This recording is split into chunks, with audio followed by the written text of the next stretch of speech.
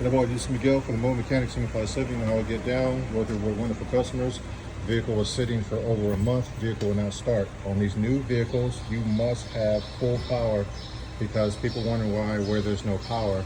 The reason being is the computer itself is draining the battery because it's sitting in all of the smaller computers that are going back and forth on the CAN bus, back and forth.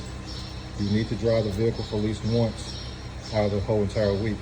These newer vehicles do not tolerate low voltage. A lot of them will not start whatsoever, and once the battery discharges itself, I don't think, I'm in a parking garage right now, I don't think someone's going to bring a charger up here.